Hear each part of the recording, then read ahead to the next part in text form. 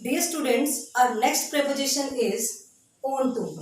As we have earlier discussed about the uses of on, dear students, preposition on is used to show rest on the surface. But what is the difference between on and on to?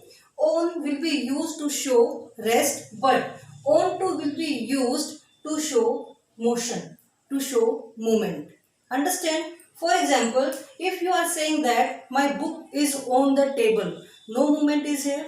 My book is on the table, no any movement is here. But now you can see the picture.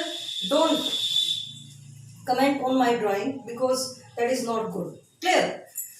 This is a table and this is a cat. When a cat jumped, you will say that the cat jumped because the verb jump always show what? Movement. Jump dash the table and the preposition will be here on and onto. So you can see, you can understand with this preposition, with this word, the cat jumped. Jump shows what? Movement. So at the place of on, you will use what? Onto. The onto preposition will be right here. The cat jumped on the table.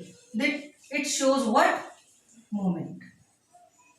Understand? You have to differentiate you have to differentiate these words on and onto, like what? To show the rest, to show the movement. Onto will be used to show movement. Understand? You can see, you can understand the sentence. In sentence number 1, move the book onto the shelf. Move the book. For example, there is a book on the table. Understand? And I am giving you order. Move the book onto the shelf. It means that you will take the book and after that you will move to put it on the shelf. It means that you use movement. You will do this work by walking. Understand? Next one is, so onto is correct here. Next one, she climbed onto the roof. Onto the roof. You can see climbed also show what? Movement. Understand? Next one is, the path leads onto the main roads. Onto the main roads. Understand? Now you can see here the path. It means that there are many paths like this. Clear? Clear? But this path leads to the main road. It means that movement is here. Understand? So you have to understand, you have to practice a lot to understand the preposition. You have to use them in one sentence and after that try to differentiate them. Understand? So the first use is onto is used to show movement. Understand? Our next rule is about any information. For example, your friend is about to give a surprise party and he didn't tell you about it. Clear? But you have information about that. Clear? After knowing that you have information about the party, he cancelled the party. So what will be the sentence? Try to understand. He cancelled, I am explaining first, second sentence. He cancelled the surprise party when came to know that we were on to their plan. Try to understand. On to their plan. So it is very